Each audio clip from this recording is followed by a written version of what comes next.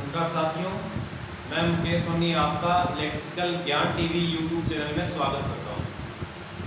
दोस्तों, मैंने कुछ दिन पहले अपने एप्लीकेशन पर एक टेस्ट सीरीज स्टार्ट की है, जिसके अंतर्गत हम क्या करते हैं कि एक वीक के अंदर हम 3 टेस्ट लेते हैं, क्योंकि अभी अगले महीने तक टेक्निकल हेल्पर की विज्ञप्ति आ सकती है। इसलिए उसकी तैयारी की प्रिपरेशन के लिए हमने क्या काम किया है, एक टेस्ट सीरीज स्टार्ट की है।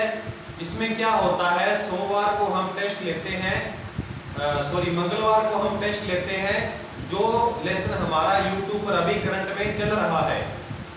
गुरुवार को टेस्ट होता है जितने लेसन यूट्यूब पर हम कंप्लीट कर चुके हैं, और संडे को होता है पूरी इलेक्ट्रीशियन थ्योरी बुक का टेस्ट होता है। दोस्तों, तो आज गुरुवार है, इसलिए आज जो लेसन यूट्यूब पर कंप्लीट हो चुके हैं वो उन लेसन का आज टेस्ट हुआ था। लेसन थे पॉलीफेज सिस्टम, एसी थ्योरी और प्रारंभिक विद्युत बेसिक इलेक्ट्रिसिटी।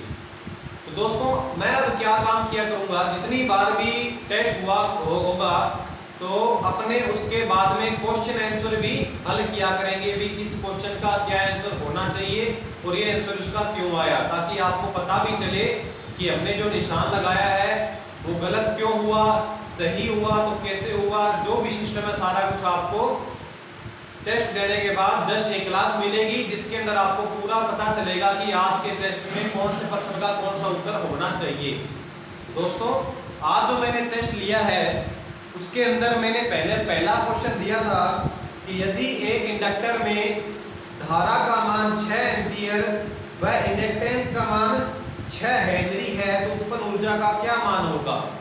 हमें क्या क्या दिया हुआ दोस्तों, एक तो करंट का मान बताया है 6 एम्पियर, ये क्वेश्चन नंबर 1 था, और इसमें जो इंडक्टेंस है वो 6 हेनरी का है, एल का मान इसमें 6 हेनरी है।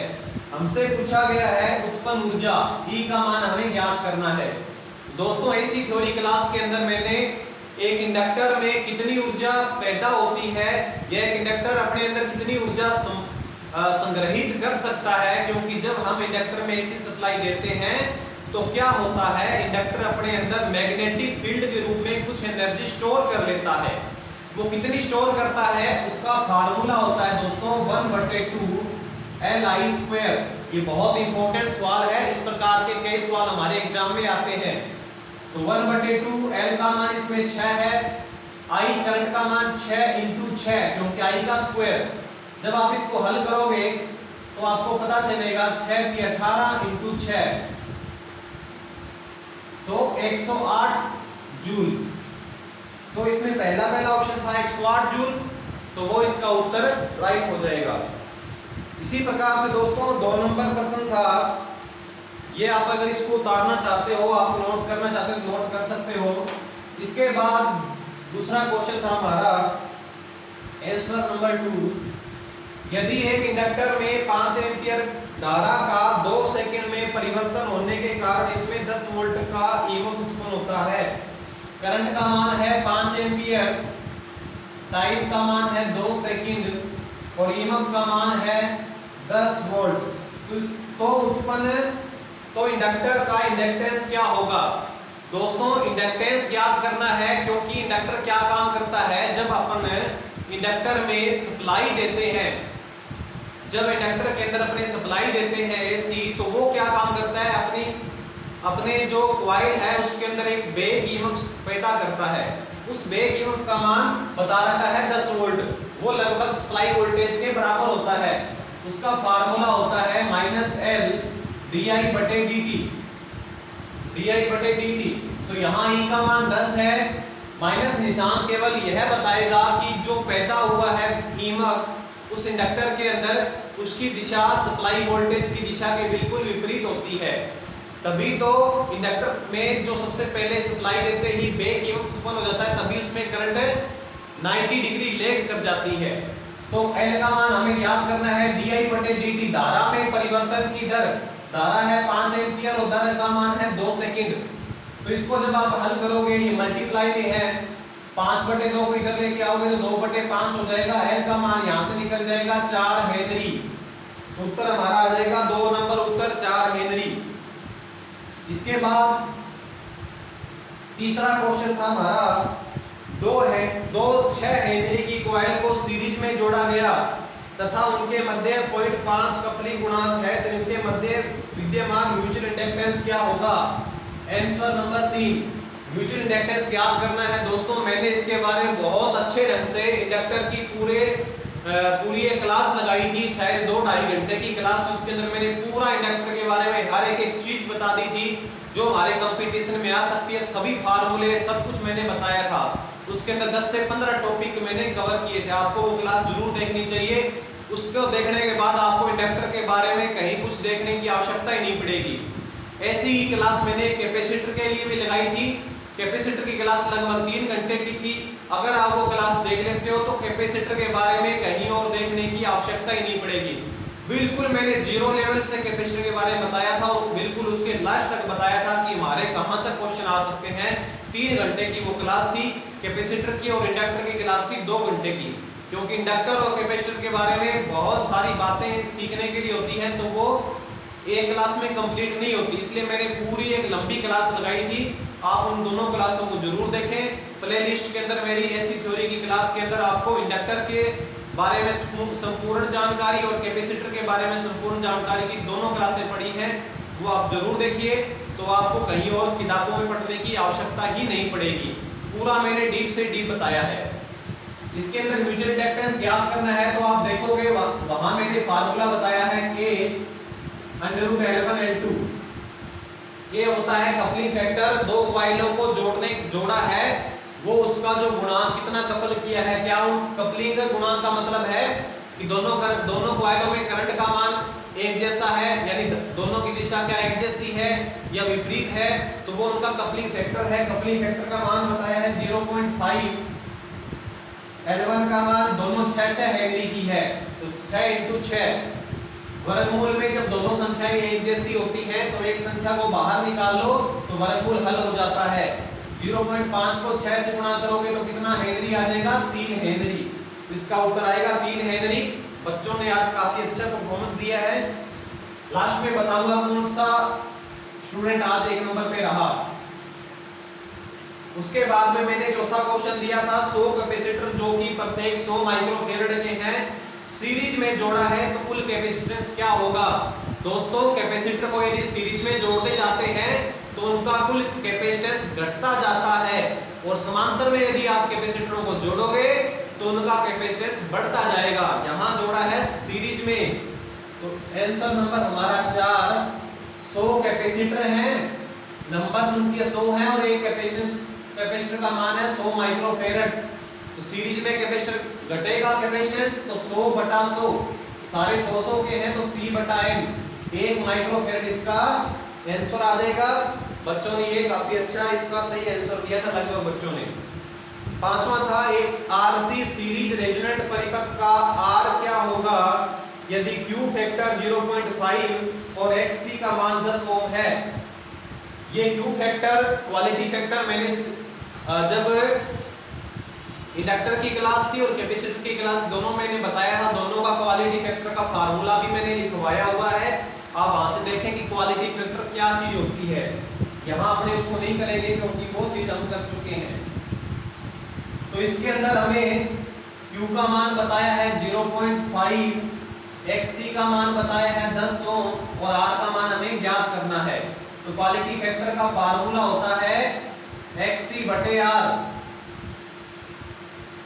XC/R। अब जब आप देखोगे तो आपको पता चलेगा कि क्वालिटी फैक्टर और बैंडविड्थ आपस में व्युत्क्रमानुपाती होते हैं, तो उसका फार्मूला इसका जस्ट उल्टा हो जाता है R/XC। तो क्वालिटी फैक्टर का मान 0.5, XC आपको बताया है 10, R आपको ज्ञात करना है। इसके बाद थोड़ी सी आपको मैथ आनी चाहिए। 10/0.5 इसका आ गया 20 ओम रेजिस्टेंस, तो इसका उत्तर आएगा 20 ओम। बहुत इजी है ये क्वालिटी फैक्टर। आपको जो मैंने अभी 2 क्लास बताई उनके अंदर आपको मिल जाएगा। छठा क्वेश्चन, एक 7.5 हेनरी की कॉइल में 3 ओम का रेजिस्टेंस है तो टाइम कांस्टेंट क्या होगा? छठा क्वेश्चन है कि L बराबर है 7.5 और R बराबर है 3 ओम। इसमें पूछा है टाइम कांस्टेंट। टाइम कांस्टेंट कितना होगा? तो टाइम कांस्टेंट का फार्मूला होता है τ बराबर L बटे R, 7.5 बटे 3। जब आप इसको हल करोगे तो 3 दूनी 6 और 3 5 15, 2.5 सेकंड। टाइम कांस्टेंट है तो सेकंड में आ जाएगा। ये फार्मूला आपको मैं बता रहा हूँ, इंडक्टर और कैपेसिटर की 2 क्लासें हैं, उनके अंदर आपको मिल जाएंगे। सातवां, आवेश का जो सबसे बड़ा मात्रक होता है उसमें कितने कूलाम होते हैं? सबसे पहले बता देता हूं, आवेश का सबसे बड़ा मात्रक मैंने बताया था फेराडे। फेराडे ये आवेश का सबसे बड़ा मात्रक होता है। इसके अंदर लगभग 96,500 कूलाम होते हैं। ये एसआई मात्रक है। मैंने आवेश के सीजीएस मात्रक भी बताए थे, इलेक्ट्रोस्टैटिक यूनिट। फिर उसके बाद बताया था एक कूलाम में कितना इलेक्ट्रोस्टैटिक यूनिट होता है, एक फेरेड में कितना इलेक्ट्रोस्टैटिक यूनिट होता है। वो सारा मैंने पूरा डेरिवेट भी करके बताया है, वो क्लास भी आप देखना, ऐसी थ्योरी के अंदर मिल जाएगी। इसके बाद आठवां, वायु की रिलेटिव परमिटिविटी कितनी होती है? ये दोस्तों क्वेश्चन कई बार आ जाते हैं ऐसे क्वेश्चन। वायु हो चाहे निर्वात हो, परमिटिविटी 2 प्रकार की होती है। एक होती है रिलेटिव। रिलेटिव का मतलब है वायु से तुलना करना, और एक होती है एब्सोल्यूट। एक होती है हमारी परमिटिविटी रिलेटिव, एक होती है एब्सोल्यूट। रिलेटिव का जब भी नाम आएगा तो आप समझोगे उसकी तुलना वायु से कर रहे हैं। तो इसमें पूछा है वायु की कितनी होगी, तो वायु की तुलना वायु से करेंगे तो रिलेटिव का मान आ जाएगा 1। ये तो है रिलेटिव परमिटिविटी जो मैंने पूछा था। एब्सोल्यूट परमिटिविटी की बात करें तो 8.85 × 10⁻⁻12 फेरेड पर मीटर। ये एब्सोल्यूट परमिटिविटी होती है। परमिटिविटी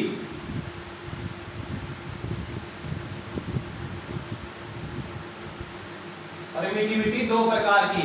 इसी प्रकार से परमिटिविटी को हिंदी में बोलते हैं विद्युतशीलता। एक होती है चुंबकशीलता, परमेबिलिटी।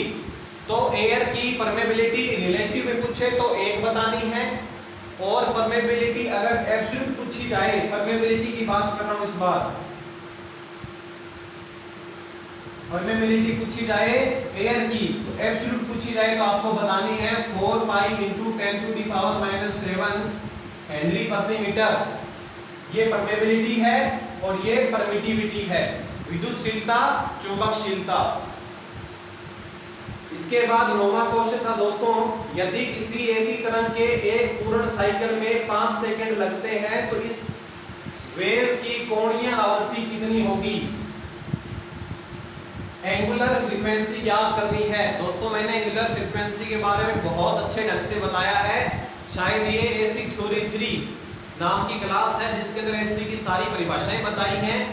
एंगुलर फ्रीक्वेंसी क्या होता है कि एक जो चक्कर होता है, एसी का जो एक चक्कर होता है, कितने एंगल का होता है? वो एक चक्कर कितने एंगल का होता है? 360 डिग्री का, जिसे हम रेडियन में बोलते हैं 2 पाई।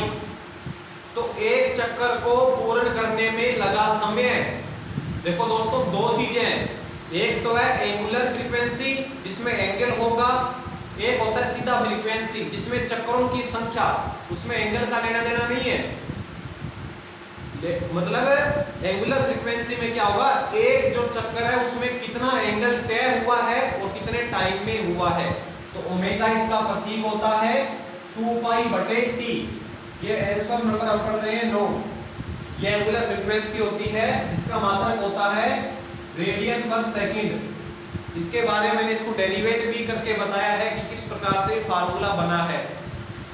इसके अंदर हमें बताया है ऐसी तरंग के एक पूर्ण साइकिल में 5 सेकंड लगते हैं, तो 2 पाई होने में 5 सेकंड लगते हैं।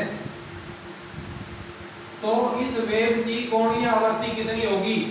तो 2 में 5 का भाग लगाया 0.4 पाई, 0.45। देखो दोस्तों ऐसी थ्योरी के अंदर फार्मूले बहुत इंपॉर्टेंट है, तो फार्मूले सारे याद करने पड़ेंगे अपने को। तो बहुत इजी सवाल था, तो फार्मूला याद होता आपको। कई बच्चों ने ये सवाल गलत किया है। 10वां सवाल था हमारा, शुद्ध कैपेसिटिव परिपथ का पावर फैक्टर क्या होता है। तो जब कैपेसिटर वाली क्लास देखोगे तो उसमें आपको मिलेगा प्योर कैपेसिटिव सर्किट के बारे में मैंने पूरा अच्छे ढंग से बताया है कि प्योर कैपेसिटिव सर्किट के अंदर कौन कौन सी चीजें लगी होती हैं, उस समय परिपथ कैसे बिहेव करता है, क्या उसमें पावर खपत होती है कि नहीं होती नहीं है तो क्यों नहीं होती, वो सारा मैंने डीप से बताया है कि जितना हम कैपेसिटर में चार्ज देते हैं उतना ही कैपेसिटर हमें वापस चार्ज दे देता है। इसलिए प्योर कैपेसिटिव सर्किट कोई पावर लॉस नहीं करता। इसमें कुछ अलग पूछा था, प्योर कैपेसिटिव सर्किट का पावर फैक्टर कितना होता है। प्योर कैपेसिटिव सर्किट में क्या होता है कि धारा वोल्टेज से 90 डिग्री आगे होती है, धारा वोल्टेज से 90 डिग्री आगे, और पावर फैक्टर होता है cos, एंगल का मान होता है 90 डिग्री, तो cos 90 डिग्री का मान होता है 0। क्योंकि ये कैपेसिटिव सर्किट है इसलिए इसको बोलते हैं लीडिंग, 0 लीडिंग। इसका उत्तर आएगा, ये प्रश्न कई बार एग्जाम में आ चुका है, मेरी आप कैपेसिटर वाली क्लास देख लेना, उसमें मैंने ये पूरा सोल्व करके बताया है। आज अपने टेस्ट लिया था तो मैंने आपको बस थोड़ा थोड़ा बता रहा हूँ इसके बारे में। इसके बाद 11वां क्वेश्चन था, एक शुद्ध कैपेसिटिव परिपथ में निम्न में से क्या सत्य है। प्योर कैपेसिटिव सर्किट में क्या होता है, कोई भी सर्किट हो एसी का, उसमें 3 पावर लॉस होती हैं, एक्टिव या ट्रू पावर, अपरेंट पावर जिसे आभासी शक्ति बोलते हैं, एक रिएक्टिव पावर जिसे प्रतिघाती शक्ति बोलते हैं। तो ये पूछा है प्योर कैपेसिटिव का, प्योर कैपेसिटिव सर्किट का पूछा है कि इसमें से कौन सा सत्य है। तो प्योर कैपेसिटिव सर्किट के अंदर जो ट्रू पावर होती है जिसे हम एक्टिव पावर भी बोलते हैं वो होती है 0, और जो अपरेंट पावर होती है वो बराबर होती है रिएक्टिव के। तो ये बात सत्य होनी चाहिए। अगर आपको ऑप्शन में ये मिल जाता है तो 4 नंबर उत्तर इसका एकदम सही होगा। 12वां क्वेश्चन था, फेज सिस्टम के सभी तत्कालिक फेजों के तत्कालिक मानों का सदिश योग क्या होता है। 3 फेज सिस्टम के 3 फेज जो सिस्टम होता है उसमें क्या होता है दोस्तों, 3 फेज होते हैं, आर, वाई और बी। आर और वाई के बीच में 120 डिग्री का एंगल होता है, वाई और बी के बीच में 120 डिग्री का होता है, और बी और आर के बीच में भी 120 डिग्री का एंगल होता है। तो आप मेरी क्लास देखना पॉलीफेज सिस्टम की, जिसमें मैंने पूरा इसको डेरिवेट करके बताया है कि किस प्रकार से 3 फेज जो होते हैं, हमारे 3 फेज जो सिस्टम होता है उसके जो इंस्टेंटेनियस वैल्यू है उनका सभी का जोड़ 0 आता है। वो मैंने, आप जब मेरी क्लास देखोगे इसमें आपको पता चलेगा, मैंने इस प्रकार से पूरा हल करके बताया है कि 1 नंबर फेज का ये इंस्टेंटेनियस वैल्यू हुई, 2 नंबर फेज की ये इंस्टेंटेनियस वैल्यू हुई, 3 नंबर फेज की ये इंस्टेंटेनियस वैल्यू हुई। इसके बाद मैंने साइन a प्लस b को हल किया, साइन a माइनस b को हल करके इसका उत्तर लास्ट में निकलेगा 0। तो आप वो मेरी पॉलीफेज सिस्टम की क्लास है वो देख लें। इसके बाद 13वां क्वेश्चन था कि डेल्टा क्रम में जुड़े 3 प्रतिरोधकों की कुल पावर 150 वाट है। यदि कहीं एक फेज ओपन हो जाए तो आउटपुट पावर क्या होगी। डेल्टा में यदि एक फेज ओपन हो जाता है तो पावर रह जाती है तीसरा हिस्सा, और स्टार क्रम में अगर एक फेज ओपन होता है तो पावर रह जाती है दूसरा हिस्सा। इसमें डेल्टा बोला है तो पावर रह जाएगी तीसरा हिस्सा 50 वाट। 14वां क्वेश्चन था, एक स्टार क्रम संयोजन में प्रत्येक प्रतिरोधक 10 ओम का है, इसके तुल्यांक डेल्टा क्रम में प्रतिरोध में कुल प्रतिरोध प्राप्त करने के लिए प्रत्येक प्रतिरोधक का क्या मान होगा। तो ये जो 14 नंबर जो क्वेश्चन था इसमें बताया है कि स्टार क्रम के अंदर सारे प्रतिरोध 10 ओम के हैं, R2 भी 10 ओम का, R3 भी 10 ओम का। Star to delta conversion, star to delta conversion और डेल्टा टू स्टार कन्वर्जन, इसके बारे में एक क्लास मेरी पढ़ी होगी पॉलीफेज सिस्टम के अंदर, आप वो क्लास देख लें जिसमें मैंने बताया है कि स्टार से डेल्टा कैसे बनाएंगे और डेल्टा से स्टार कैसे बनाएंगे। तो मैं जस्ट यहाँ पे फार्मूला लिख रहा हूं, क्योंकि डेल्टा बनाना है मेरे को। तो R12 होता है R1 plus R2 plus R1 R2 बटे R3। वहां मैंने क्लास के अंदर इसको डेरिवेट करके बताया था कि ये फार्मूला कैसे निकला है। R1 का मान 10 प्लस 10 इंटू 10 बटे 10, इसका उत्तर आ गया 30 ओम। इसके बाद 15वां क्वेश्चन था, डेल्टा क्रम में प्रत्येक लाइन करंट के मध्य कितने डिग्री का कोण होता है। तो डेल्टा क्रम में लाइन करंट के बीच होता है 120 डिग्री का एंगल। इसके बाद आगे क्वेश्चन था, 60 ओम के 3 प्रतिरोधकों को डेल्टा में लगा दिया जाए तो कुल प्रतिरोध क्या मिलेगा। ये देखो दोस्तों, डेल्टा क्रम ऐसे होता है, इसमें ये 60 का, ये 60 का और ये 60 का टोटल रेजिस्टेंस पूछा है। किन्हीं भी दो भुजाओं के बीच में टोटल रेजिस्टेंस, यहाँ ये RT पूछा है। तो देखो दोस्तों, ये दोनों सीरीज क्रम में हैं और ये समांतर क्रम में है। तो सीरीज में ये हो गए 120, शायद ये ऑप्शन गलत दिया हो सकता है, अभी देख लेते हैं। 60 और 60 हो गए 120, 120 और 60, ये शायद अभी मेरे को कंफर्म इसमें साफ दिखाई नहीं दे रहा कि 60 ओम में दिया है या 30 ओम दिया है।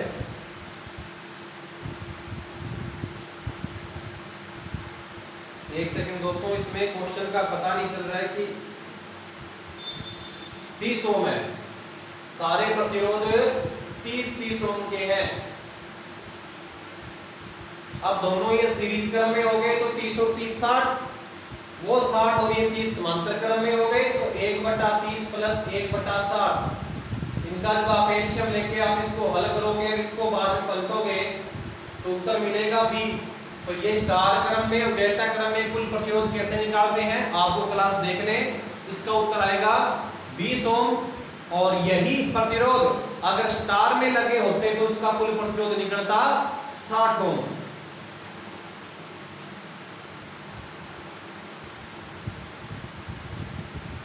इसके बाद में नेक्स्ट क्वेश्चन है,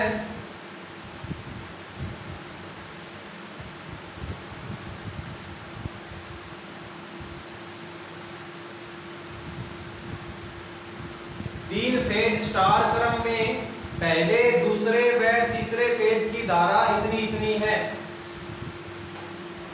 3 फेज सिस्टम के अंदर आर फेज की धारा 5 एम्पियर, वाई फेज की धारा 6 एम्पियर और बी फेज की धारा 7 एम्पियर बताई है। और ये तीनों फेज किस क्रम में जुड़े हैं, स्टार क्रम में जुड़े हैं। तो पूछा है कि न्यूट्रल में कितनी करंट चलेगी, क्योंकि तीनों करंट का मान बराबर नहीं है, इसलिए न्यूट्रल में कुछ करंट जाएगी। अगर तीनों करंट का मान बराबर होता तो न्यूट्रल करंट का मान होता 0। तो मैंने इसके लिए एक फार्मूला बताया था कि जब अनबैलेंसिंग लोड हो तो उस समय तीनों फेज में धारा अलग अलग होती है, तो न्यूट्रल करंट जो होती है IN वो बराबर होती है R² plus Y² plus B² minus RY minus YB minus BR। इसको आप हल करें, तीनों फेजों के मान दे रखे हैं, उत्तर आ जाएगा इसका दोस्तों 1.732। ये इसका लास्ट में उत्तर आएगा, √3 निकलेगा। एक क्वेश्चन था, 2 वाटमीटर विधि में यदि एक वाटमीटर दूसरे से उल्टा रीडिंग दे रहा है, उल्टा विक्षेप दे रहा है, तो पावर फैक्टर क्या होगा। ये दोस्तों मेरे से गलती से गलत निशान लग गया, इसका उत्तर आएगा 0.5 से कम। जब पावर फैक्टर इससे कम होता है तो एक वाटमीटर दूसरे वाटमीटर से उल्टी रीडिंग देने लग जाता है। तो ये मेरी क्लास थी 2 वाटमीटर मेथड, उसके अंदर मैंने पूरा डीप से बताया था। उसमें मैंने ये भी बताया था कि 2 वाटमीटर कैसे 3 फेज की पावर नाप सकते हैं, जबकि वाटमीटर तो 2 ही होते हैं और फेज 3 होते हैं, तो 2 ही वाटमीटर तीनों फेज की पावर कैसे नाप लेते हैं, उसका पूरा डेरिवेट करके मैंने बताया था। वो क्लास आप देख लें तो आपको पता चल जाएगा। उसके बाद मैंने नेक्स्ट क्वेश्चन दिया था, स्टार क्रम में लाइन वोल्टेज व फेज वोल्टेज के बीच कितने डिग्री का एंगल होता है। तो स्टार क्रम की क्लास में पता चलेगा आपको कि लाइन वोल्टेज और फेज वोल्टेज में क्या होता है, 30 डिग्री का एंगल होता है। और लाइन वोल्टेज इससे फेज वोल्टेज से आगे होती है। तो लाइन वोल्टेज क्या होती है? लीडिंग। इसका उत्तर 4 नंबर आएगा। उसके बाद ये शायद 20वां क्वेश्चन होगा। अब डायनेमो टाइप वाटमीटर में प्रेशर कॉइल की नेचर कैसे होती है? तो डायनेमो टाइप वाटमीटर है, उसमें प्रेशर कॉइल रेजिस्टिव टाइप की होती है और करंट कॉइल इंडक्टिव टाइप की होती है। ये हम पढ़ेंगे डायनेमो टाइप वाटमीटर में। ये मैंने क्वेश्चन इसलिए दिया था क्योंकि जब मैंने 2 वाटमीटर मेथड बताया था उसमें मैंने ये चीज बोल दी थी कि डायनेमो टाइप वाटमीटर होता है, उसमें प्रेशर कॉइल रेजिस्टिव टाइप होती है। और ये क्वेश्चन दिल्ली मेट्रो के एग्जाम में एक बार आ भी चुका है। तो इसलिए मैं बोलता हूँ कि मेरी जितनी भी क्लास है उसको आप पूरे ध्यान से सुना करो, उसमें सारी बातें मैं हमेशा इंपॉर्टेंट बोलता हूँ। उसके बाद आगे क्वेश्चन था डीसी परिपथों का पावर फैक्टर कितना होता है? तो सबको पता है पावर फैक्टर डीसी लोड्स का होता है यूनिटी 1। उसके बाद 22वां क्वेश्चन था शायद, किसी ऐसी धारा की जिसकी फ्रीक्वेंसी 50 साइकिल प्रति सेकंड है का मैक्सिमम मान 100 वोल्ट है, समय का मान 1/200 सेकंड है, तो इस धारा का इंस्टेंटेनियस वैल्यू ज्ञात कीजिए। तो तात्क्षणिक वैल्यू ज्ञात करनी है हमें धारा की। तो I बराबर होता है Im sin omega t। Im होता है मैक्सिमम, ये मान बताया है 100, साइन ओमेगा का मान होता है 2 पाई f t। 100 साइन 2 पाई f का मान बताया है हमें 50 और t का मान बताया है 1/200। इसको हल करें दोस्तों आप, 0 से 0 कैंसिल हुआ, 5 से 4 पे कटा, 2 से ये 2 पे कटा, तो 100 इंटू साइन पाई/2, पाई/2 मतलब 90 डिग्री, साइन 90 डिग्री का मान होता है 1। इसका उत्तर आ गया 100। एक क्वेश्चन था हमारा, एक डेल्टा क्रम संयोजित वाइंडिंग में प्रत्येक वाइंडिंग का रेजिस्टेंस 30 ओम है व लाइन वोल्टेज का मान 150 है, तो लाइन धारा हमसे पूछी है। दोस्तों कभी भी न्यूमेरिकल कभी कोई क्वेश्चन आते हैं तो मैं मेरा तरीका बताता हूं कि मैं कैसे करता हूं। जब कभी भी न्यूमेरिकल क्वेश्चन आते हैं तो मैं तो हमेशा ये करता हूं कि जो जो डाटा दिया है वो सारा एक बार हम नोट कर लेते हैं। जितना भी डाटा क्वेश्चन ने बताया है वो सारा कुछ नोट कर लिया करो इलेक्ट्रिकल क्वांटिटीज की फॉर्म में। मेरा कहने का मतलब कि क्वेश्चन है कि एक डेल्टा क्रम संयोजित वाइंडिंग में प्रत्येक वाइंडिंग का रेजिस्टेंस 30 ओम है, यानी R1, R12, R23 और R31 बराबर है 30 ओम। इसके बाद मैंने सवाल में बताया है लाइन वोल्टेज का मान 150, VL बराबर 150। ये मैं बता रहा था इलेक्ट्रिकल क्वांटिटी फॉर्म का मतलब है लाइन वोल्टेज को VL लिख दिया। तो लाइन धारा पूछी है IL। दोस्तों आप डेल्टा क्रम बढ़ाओ, उसमें प्रत्येक का प्रतिरोध 30 ओम रखो और इस प्रकार से लाइन वोल्टेज 150 है तो पहले पता करो हमेशा फेज धारा। कभी भी कोई सवाल आ जाए ऐसा तो हमेशा पहले फेज धारा पता किया करो। फेज धारा का मतलब होता है एक फेज पर आने वाली वोल्टेज बटे एक फेज का रेजिस्टेंस। तो एक फेज पर वोल्टेज कितनी आएगी? जो लाइन की वोल्टेज है वही एक फेज पर आएगी, क्योंकि डेल्टा में लाइन वोल्टेज बराबर फेज वोल्टेज। तो फेज करंट है फेज वोल्टेज बटे R। तो फेज वोल्टेज 150 है और R इसका 30 है। फेज करंट आ गई हमारी 5 एम्पियर। तो लाइन करंट ज्ञात करनी है डेल्टा क्रम में, तो 1.732 इंटू 5 तो लगभग 8.66 एम्पियर इसका लाइन करंट निकल जाएगा दोस्तों।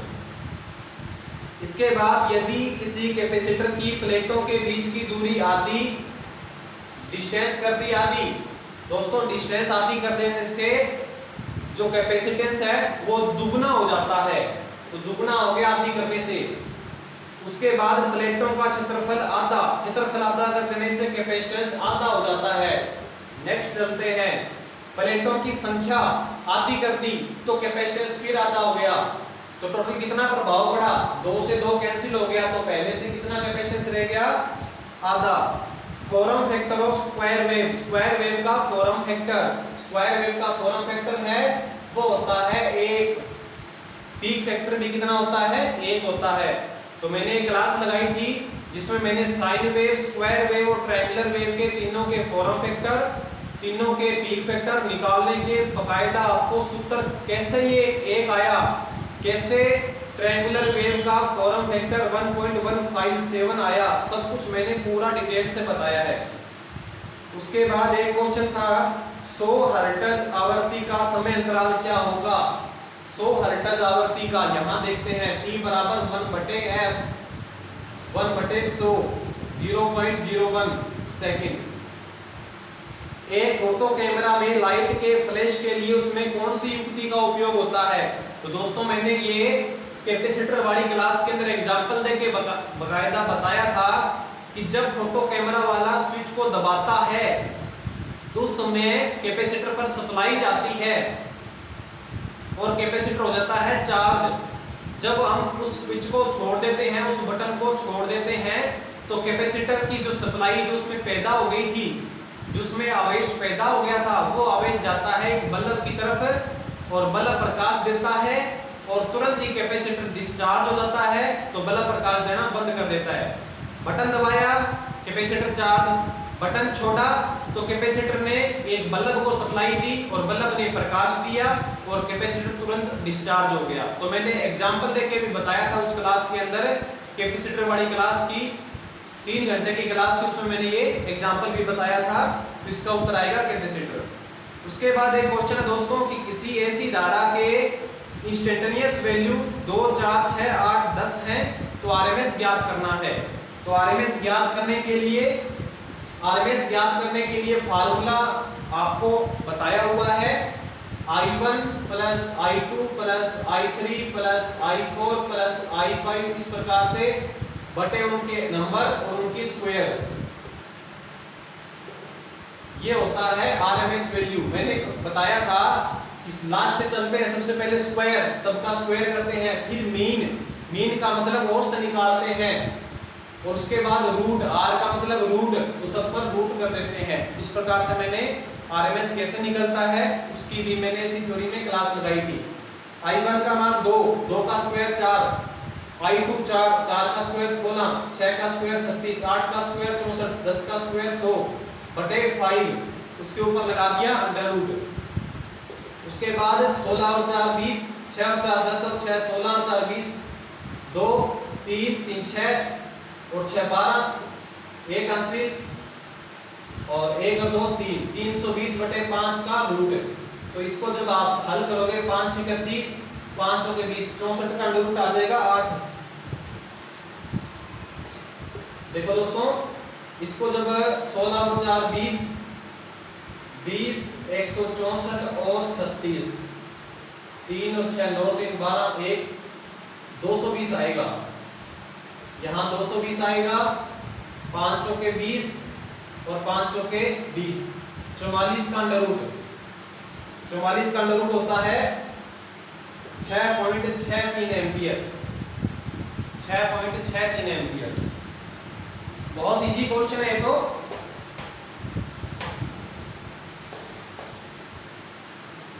इसके बाद नेक्स्ट क्वेश्चन है हमारा, यदि कोई धारा 4 सेकंड में 50 चक्कर पूर्ण करती है तो धारा की आवर्ती बताओ। आवर्ती होता है 1 सेकंड में चक्रों की संख्या, यहाँ पे 4 सेकंड में है 50 चक्कर, तो 1 सेकंड में कितने चक्कर होंगे, 50 बटे 4 12.5 हर्ट्ज। इसके बाद एक प्योर रेजिस्टिव सर्किट में वोल्टेज व धारा के बीच जितना भी कोण बढ़ता है उसका मान कोसेक में कितना होता है। तो प्योर रेजिस्टिव सर्किट में वोल्टेज और धारा के बीच एंगल बढ़ता है 0 डिग्री का और कोसेक 0 डिग्री का मान होता है अनंत। ये थोड़ा सा मैंने ऑप्शन में दिया नहीं था, जल्दबाजी में मैंने उत्तर इसका दिया नहीं था, इसका उत्तर आएगा अनंत। कोसेक 0 का मान कोसेक 0 का मान इनफिनाइट होता है। इस प्रकार से दोस्तों ये मैंने 30 क्वेश्चन लिए थे, इनका आज टेस्ट हुआ था और इस टेस्ट में नंबर 1 पे है अनिल कुमार। अनिल कुमार नंबर 1 पे है। ये टेस्ट था 60 नंबर का।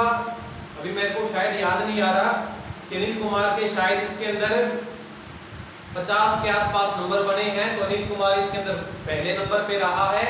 इसी प्रकार से दोस्तों मेरे इस एप्लीकेशन पर हर वीक 3 टेस्ट होते हैं और अब संडे को यानी कि 18 तारीख को टेस्ट होगा पूरी इलेक्ट्रीशियन बुक का। जिस भी बच्चे को टेस्ट देना हो, इस क्लास के अंदर मेरी एप्लीकेशन का लिंक है, उसको डाउनलोड करके अपना रजिस्ट्रेशन कर ले, तो मैं आपको एक बैच में जोड़ दूंगा जिसके अंदर आपको टेस्ट मिलेंगे। तो नेक्स्ट क्लास जो हमारी रहेगी वो संडे के दिन रहेगी, जिस दिन हमारा ये टेस्ट पूरी इलेक्ट्रीशियन बुक का कंप्लीट हो जाएगा, तो मैं उसको आपको सॉल्यूशन करवाऊंगा। ठीक है दोस्तों, धन्यवाद।